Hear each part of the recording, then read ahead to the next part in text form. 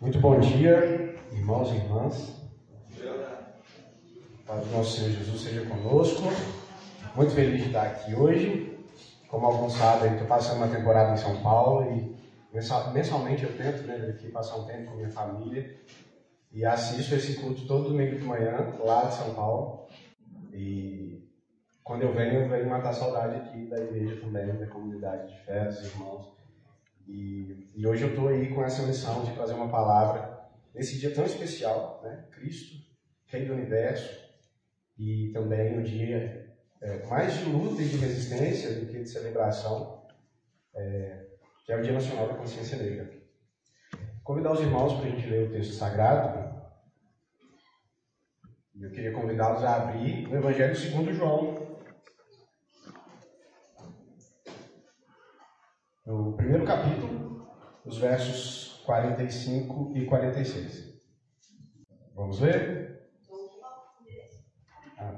O Evangelho segundo João, capítulo 1, versos 45 e 46. Vamos ler. Filipe encontrou Natanael e lhe disse: Achamos aquele sobre quem Moisés escreveu na lei e a respeito de quem os profetas também escreveram, Jesus de Nazaré, filho de José. Perguntou Natanael: Nazaré? Pode vir alguma coisa boa de lá? Esse é um dos dois textos que eu queria que a gente lesse e que pautasse a nossa reflexão de hoje. O contexto aqui é Jesus, no início de seu ministério, escolhendo os seus discípulos e chamando os discípulos para segui-lo. E quando um deles virou para Natanael e falou: Olha, a gente encontrou, o Messias. E Natanael pergunta: Pode de Nazaré sair alguma coisa boa? Existem muitas questões do porquê Nazaré foi tratado com esse preconceito por Natanael. É uma periferia, estava sob domínio militar ali, do Império Romano. Enfim, são muitas questões, eu não vou entrar nisso, mas eu queria que a gente fizesse um paralelo a esse texto, quando eu estava buscando inspiração e lendo o texto sagrado e pedindo a Deus que a gente pudesse fazer uma caminhada interessante aqui hoje de manhã. Eu lembrei desse texto. Hoje, eu não sei, aqui na segunda igreja isso não acontece, mas muitos irmãos ainda acreditam que de alguns lugares do nosso planeta, devido à origem das pessoas, e elas se perguntam: será que daquele lugar pode sair alguma coisa boa? Hoje, nesse dia de consciência negra, nós sabemos de onde veio a ancestralidade do nosso povo preto, e até hoje nós temos pessoas que acreditam: será que lá daquele lugar, daquele continente, do continente africano, pode ter saído alguma coisa boa? Ainda hoje nós temos pastores e igrejas que acreditam que é um lugar amaldiçoado, sem considerar todos os fenômenos históricos, políticos, econômicos, sociais, culturais, de colonização, de escravidão, onde se leva as riquezas, onde se acaba com o povo. E é sobre isso que eu queria falar essa manhã com muita responsabilidade. Primeiro porque, por mais que em algum momento ou outro da minha vida eu tenha sofrido algum preconceito com relação à raça, eu sei que quando a gente olha para o racismo estrutural, as portas que se fecham para os nossos irmãos e irmãs pretas e pretos por causa da pigmentação da sua pele ou da textura do seu cabelo não são aquelas portas que se fecharam para mim, e muito menos, consideravelmente menos portas se fecharam para mim. Então, eu não sou pesquisador da teologia negra, apesar de ser estudante de teologia e ela me atravessar e eu ter muita admiração, eu ainda não parei aquele momento assim para estudar sobre isso. E de qualquer forma, eu acredito que a Bíblia é do povo, né? O texto é do povo e mais do que isso, acho que a luta antirracista, como o reverendo Jorge trouxe hoje de manhã, é nossa, é de todos nós, né? Já se fala há algum tempo que você não precisa ser negro ou negra para lutar contra o racismo. E eu estou muito feliz, desde sempre, de pertencer a essa comunidade de fé em que nós paramos para observar e fazer um culto de ação de graça sobre esse dia. Eu lembro, ano passado, retrasado talvez, eu não lembro qual reverendo estava pregando, mas trouxe todas as taxas, as estatísticas que se tem com relação a herança do racismo estrutural está aí na sociedade. Então, quando você olha para os presídios, quando você olha em quem está em vulnerabilidade social, quando você olha a taxa de desemprego, nós sabemos que tudo é muito mais difícil para o nosso povo preto, né? E eu fiquei pensando sobre isso, recentemente a taxa de desemprego é muito maior, a gente sabe, quando a gente olha para a classe, também para a questão de classe, nós sabemos que a questão social no Brasil também tem cor, né? E se a gente for separar por gênero, então nem se fala, nós sabemos que a base da pirâmide social é a mulher preta. E enquanto eu buscava inspiração, eu fiquei pensando no menino Miguel. Não sei se os irmãos lembram do Miguel. O Miguel foi deixado cair, vamos dizer assim, do 9º andar, lá em Recife, por uma família branca que não abriu mão da sua empregada doméstica durante a pandemia e ela teve que ir trabalhar naquele dia e levá-lo, porque não tinha ninguém para ficar com ele. E a mãe teve que sair por alguns momentos e 59 segundos depois que ela voltou, antes, na verdade, 59 segundos antes dela voltar, o seu filho despencou do 9º andar, 5 anos de idade. E aquela certeza dentro da gente de que se esse menino fosse branco, ele não teria sido deixado cair. Ou se ele não fosse filho da empregada, porque raça também tem cor, classe também tem cor. E eu, muito feliz de pertencer a essa igreja também para poder falar essas coisas com muita liberdade. Não espero de mim nenhuma falta de profetismo. Meu compromisso com o texto sagrado é sobre a profecia e a denúncia. Esses dias eu estou morando em São Paulo, como eu já falei, eu estava vendo a taxa de letalidade da Polícia Militar do Estado de São Paulo, que caiu 72% depois que foi colocado câmera no uniforme. 72%. A minha conclusão é que a Polícia Militar do Estado de São Paulo não matava em legítima defesa. Não matava para não morrer. Ela matava porque ela não estava sendo filmada. E nós sabemos quem são o alvo das armas desse país. Quando nós olhamos para a taxa de homicídio também tem cor.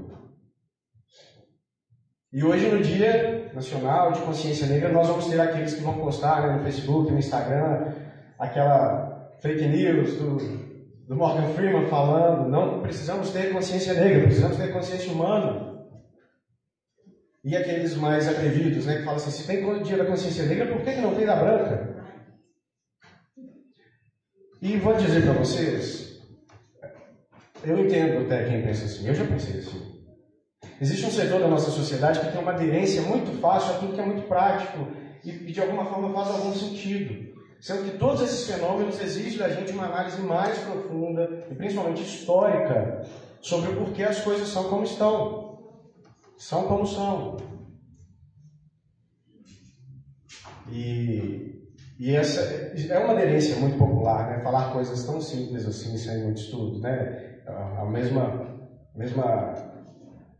setor da nossa sociedade fala: bandido bom é bandido morto. É fácil pensar assim, tem aderência, é prático, parece que resolve as coisas. Mas nós sabemos que não são assim. Nós sabemos que existe o Dia Nacional da Consciência Negra por causa do histórico, e o pastor Jorge já trouxe isso aqui de manhã, que a nossa sociedade tem de extermínio, de escravidão, de violência, e que não acabou. Não acabou. E está longe de acabar. Quando a gente olha para a história, a igreja evangélica fez parte disso. Muito. Estava muito relacionado. Né? Nós vimos na história, hoje temos vários filmes mostrando como que o texto sagrado era usado, inclusive, para legitimar a escravidão. E se a igreja faz parte do problema, ela precisa fazer parte da solução.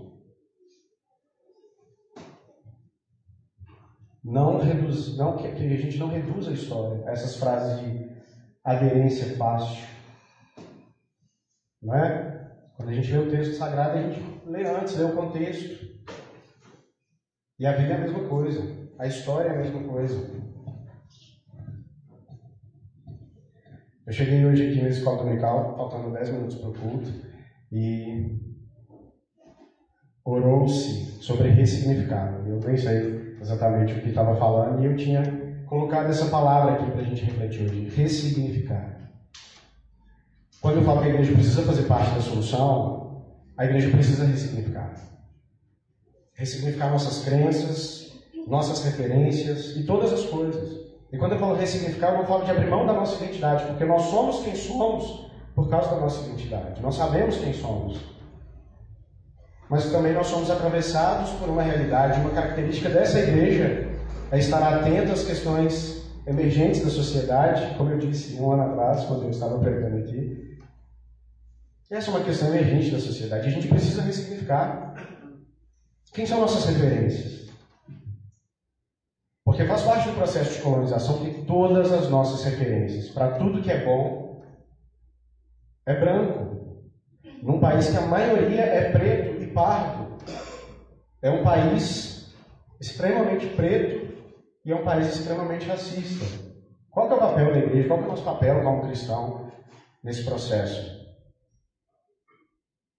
Como sociedade, às vezes a gente se reduz só à igreja, né? Nós estamos aí, os nossos corpos estão andando, a gente trabalha, a gente estuda, a gente tem toda uma vida além da igreja também.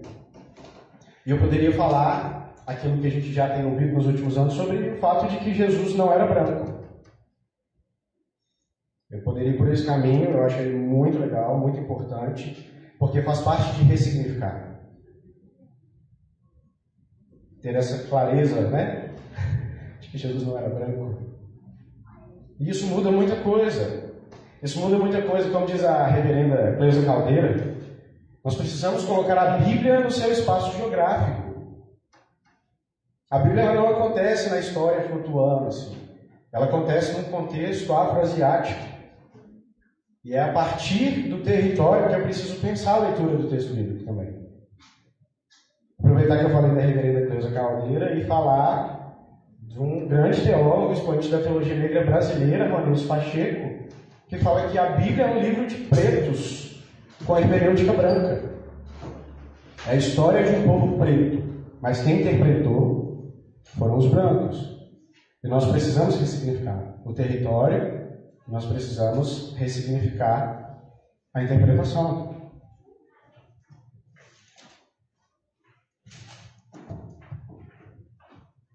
É claro que a gente sabe que o projeto de branqueamento do próprio Jesus e dos personagens da Bíblia é um projeto de desumanização.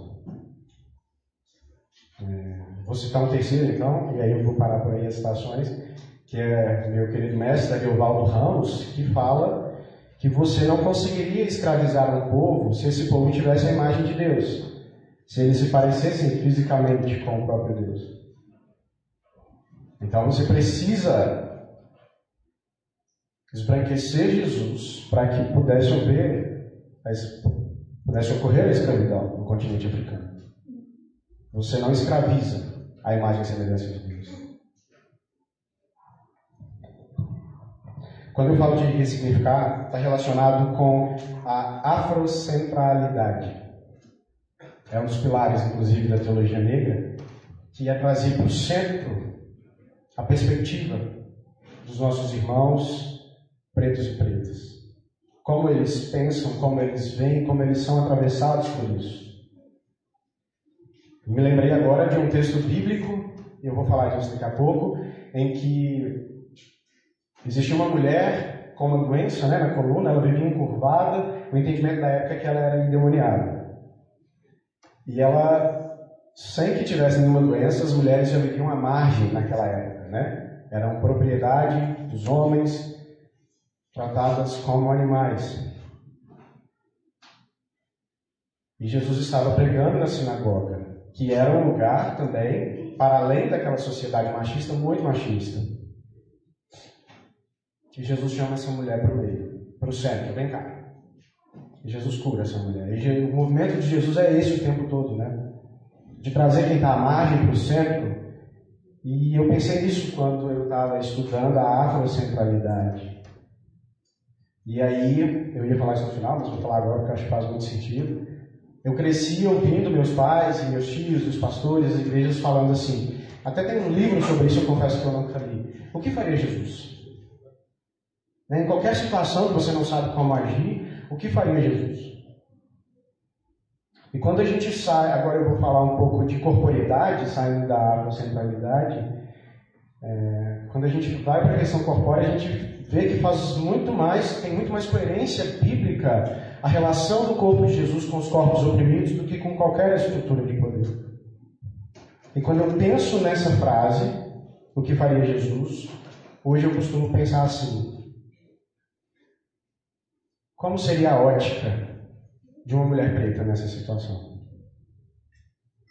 Não trazendo sobre ela mais o peso de ser coerente o tempo todo, porque um cuidado que nós precisamos ter no combate ao racismo é essa ideia de que os nossos irmãos pretos e pretas precisam carregar isso o tempo todo. É uma responsabilidade de toda a sociedade, claro, com eles tocando a marcha. E eu fiquei pensando nessa mulher encurvada, que Jesus tira da margem e fala, vem para o meio. E aquilo foi um absurdo. Você não podia fazer isso na sinagoga. Ela era uma mulher, e ela era uma mulher doente. Naquela época, essa doença era vista como possessão demoníaca. Jesus chama quem está à margem para o meio, para o centro, para frente. E nós precisamos fazer isso. Afrocentralidade. Indo para a questão corpórea, a gente sabe, né, o apagamento cultural, histórico da fé cristã sobre a nossa experiência corpórea, como se a gente precisasse só que a nossa alma fosse salva para ir morar no céu. Deus escolheu ter uma experiência corpórea em Jesus. Ele tem um corpo. Esse Cristo, Rei do Universo, ele tem um corpo. Não é? Quando a gente pega Mateus 25, e é um texto que eu gosto muito, aquela segunda parte que Jesus conta, né, quando o Filho do Homem vier, que ele vai separar os bodes e as ovelhas. E se você não está lembrado desse texto, sugiro que você anote ele para ler hoje ainda. Toda aquela experiência que Jesus disse, se você fizer um desses pequeninos, você fez a minha, é a experiência corpórea. É fome, é sede, é estar preso, é estar doente, é estar nu. É muito importante para Jesus a experiência corpórea. E existe muito mais coerência bíblica, como eu já falei, em relacionar Jesus com os corpos que sofrem do que com a estrutura de poder. Afinal de contas, ele morreu também denunciando a violência militar do Império e denunciando a violência religiosa. E podemos dizer assim que a história hoje do genocídio da juventude negra no Brasil tem muita relação com a morte de Jesus. E eu vou mais além, talvez a história de ressurreição também. Porque não era para os nossos irmãos pretos e pretas estarem no nosso meio depois de terem sido arrancados de suas terras,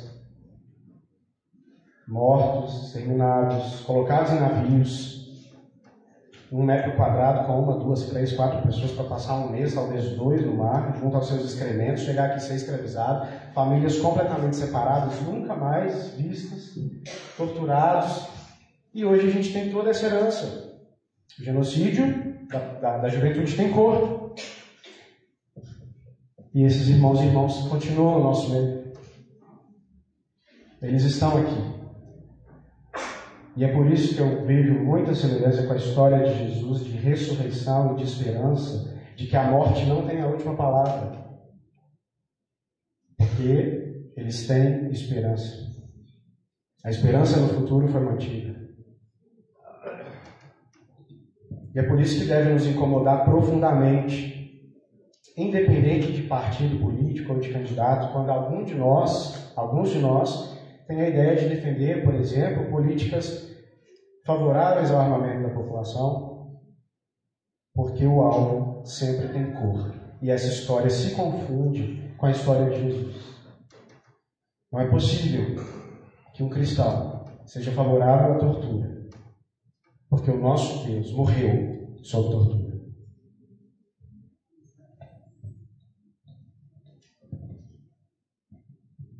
É nessa perspectiva corpórea preta que eu cresci ouvindo o que Jesus faria, e hoje eu penso sempre como eu veria essa situação pela ótica de uma mulher preta. Sabendo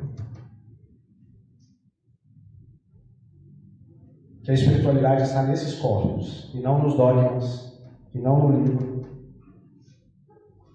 Não tem uma frase bonita do Rubem Alves, que ele fala, quando eu quero pensar a teologia, vou lembrar o certo, ele fala, eu não leio os teólogos mais, eu leio os poetas. Quando eu quero ter alguma análise de conjuntura, quando eu quero entender algum fenômeno social, eu me coloco sempre no lugar de quem está na base da pirâmide social. Para quem está na ponta da faca, para quem é o alvo da bala. Porque foi assim que Jesus fez. Jesus se identificou com esses corpos, sendo morto pela violência do Estado. E eu pergunto a você, será que pode vir alguma coisa boa lá desse continente? No nosso meio? Ressignificar. Né? Lembrei de uma coisa aqui, vou falar rapidamente. Nós precisamos entender qual foi o fenômeno de dominação das nossas periferias, para onde o povo preto foi pós-escravidão, né? Pós-abolição. E aí eu estou falando das periferias, das favelas, condições de vulnerabilidade social. Qual foi o processo religioso que algumas igrejas cristãs, ditas cristãs, foram ocupar, e qual a estratégia deles de demonização das divindades afro? Não dá mais, pelo menos aqui na segunda igreja, para a gente achar que as divindades do povo preto são demônio, são do mal. Não dá mais para a gente ter a nossa ótica, a nossa concepção quando a gente vai falar sobre isso. Para finalizar, eu queria ler o texto de Lucas 24. E esse texto eu li numa das nossas devocionais lá do Instagram, já faz alguns meses. Foi algo que me atravessou recentemente, eu nunca tinha pensado dessa forma. Lucas, no capítulo 24, os versos 9, 10 e 11. O contexto aqui é a ressurreição de Jesus e aquelas mulheres indo ao túmulo, né, no domingo de manhã. Vamos ler?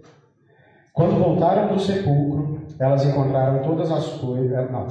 novamente. Quando voltaram do sepulcro, elas contaram todas essas coisas aos 11 e a todos os outros. As que contaram essas coisas aos apóstolos foram Maria Madalena, Joana e Maria, mãe de Tiago, e as outras que estavam com elas. Mas eles não acreditaram nas mulheres. As palavras delas lhes pareciam loucura. Novamente, fazendo um paralelo ao nosso povo preto, enquanto uma minoria, enquanto um país extremamente racista, com as mulheres do tempo de Jesus, que eram uma minoria e saíram sendo extremamente oprimidas pela estrutura patriarcal, pelo machismo, né?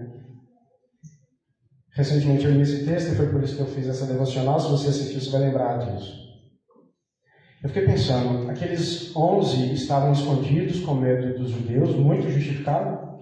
Jesus tinha sido morto, massacrado daquela forma. Eles viram, estavam com medo. E o que significa a mensagem da ressurreição de Jesus? Para aqueles 11, para a história toda, para nós aqui hoje. Tem para mim que é a notícia mais importante de todas, da vida. Muda tudo, mudou a história. A gente está aqui no Ocidente falando de um cara que ressuscitou, o próprio Deus. E muda a nossa vida, muda a nossa perspectiva, muda a nossa fé, muda a maneira como a gente está no mundo. Aquela notícia ia mudar tudo. E eu fico pensando quantas notícias eu preciso ouvir que vão me trazer aquilo que eu preciso escutar. Ou aquilo que eu estou buscando há muito tempo. Quais são essas notícias que vai mudar a sua vida, que você espera receber? Que vai mudar a sua história e vai mudar a história da humanidade. Será que já não tem alguém falando para a gente o que a gente precisa ouvir? Aquelas mulheres foram tidas como loucas.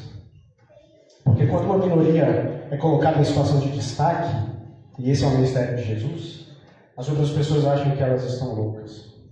Eu, enquanto um homem gay, quando eu quis falar, eu fui tido como um louco. Você não pode falar. E hoje, quantas vezes nós vemos pessoas pretas e pretos que chegam em posição de destaque e a sociedade diz, eles estão loucos. Volta para a cozinha.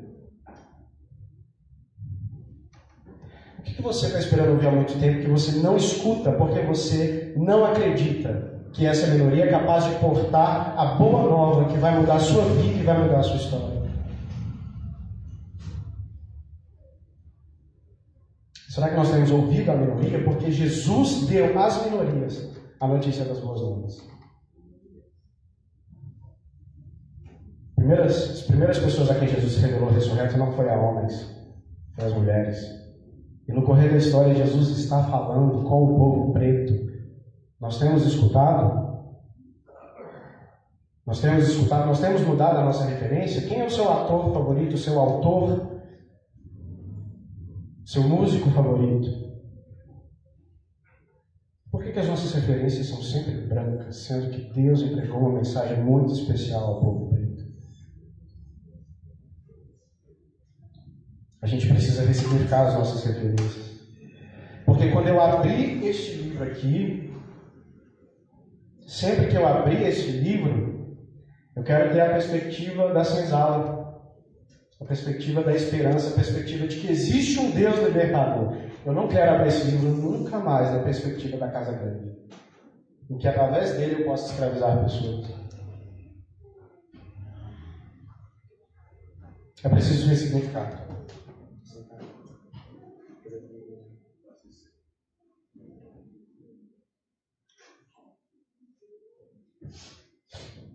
É pela esperança na vida e no futuro e no divino e no sagrado que o povo preto resiste. Tendo a sua história assemelhada com a história de morte e de ressurreição do Rei do Universo. É chegado o reino de Deus que traz salvação também corpórea. Celebrar Jesus, o Rei do Universo, nos faz celebrar a vida que fecundou na opressão. E quando eu falo de mudar as referências, eu trouxe algumas minhas. E eu queria finalizar com elas. Já pedindo perdão, porque o meu processo de ressignificar começou há muito pouco tempo. Às vezes as minhas referências estão bem defasadas ou são muito poucas. Mas quando eu olho para a história, eu quero seguir Jesus. Eu quero seguir Zumbi dos Palmares, eu quero seguir Dandara. Eu vou citar um ou outro que não é brasileiro, porque eu quero a afrocentricidade brasileira.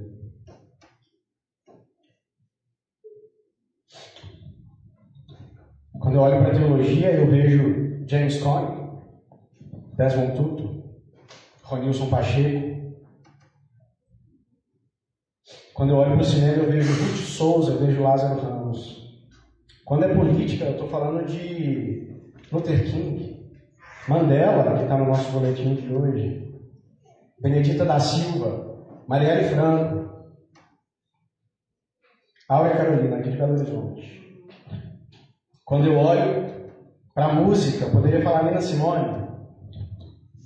Eu quero falar Pixinguinha, Clementina de Jesus, Jorge Aragão, Alcione Gilberto Gil, Jorge Benjó, Chico César, Djonga, Lineker, Milton Nascimento, Djavan, Kleber Lucas. Deus cuida de mim.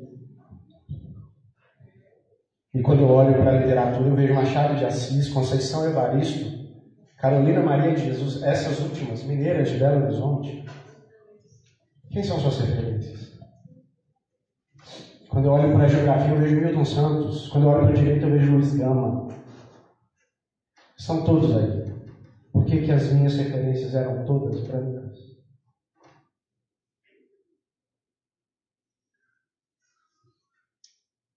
Eu quero finalizar agora pedindo a Deus que mude o nosso olhar, mude a nossa ótica. Que a gente possa pensar mais na questão corpórea de Jesus, enquanto um corpo preto, e pensar na perspectiva afrocêntrica, e que toda vez que a gente abre a Bíblia, a gente tem a perspectiva da senzala, porque Deus vem para libertar, e não a perspectiva da casa grande, porque o nosso Deus, ele não veio para escravizar, nem para diminuir, nem para torturar, nem para invisibilizar ninguém. Deus, ora essa manhã, meu Pai, minha mãe, nosso pai, nossa mãe, nós oramos nesse dia de luta e de resistência em um país assolado pelo racismo estrutural, pelo preconceito que cada um sofre no dia a dia. Nós voltamos os nossos olhos para você, que foi morto, torturado, mas que tem o poder da vida e ressurgiu e nos traz esperança, nos traz boa nova. Que o nosso coração esteja em você, a nossa luta, o nosso pensar, o nosso proceder. Porque não faz sentido nenhum acreditar que somos atravessados por você e continuarmos sendo racistas. Deus, que fique muito explícito para a gente que não ser racista e lutar contra o racismo é um sintoma muito importante da sua obra em nós. Se assim ainda somos, tem alguma coisa errada. Tem misericórdia de nós. Muda o nosso coração, muda a nossa mente, muda a nossa sociedade. Deus. Que nos lugares de poder, onde as decisões são tomadas e as mudanças começam a acontecer, nós possamos ter o nosso povo preto para pensar políticas para o povo preto e nos coloque como aliados dessa causa. Na base da sociedade, nos movimentos populares também, Senhor. Que esse povo seja fortalecido em nome de Jesus, a sua força revigorada. E que a segunda igreja presbiteriana de Belo Horizonte possa caminhar junto com esse povo, junto com esses movimentos, em prol da vida e em prol do bem de todos e todas. Eu oro no nome santo do teu Filho Jesus. Amém. Recebamos a bênção, então, meus irmãos e minhas irmãs. Estendamos as mãos. Que a graça do nosso Senhor Jesus Cristo, o amor de Deus, nosso Pai, e que o consolo e a comunhão do Santo Espírito sejam sobre a sua vida, minha irmã, sua vida, meu irmão, sua família aqui representada, seja abundantemente sobre todo o povo preto espalhado na face da terra e sobre toda a humanidade tão carente e necessitada do amor de Deus. Amém.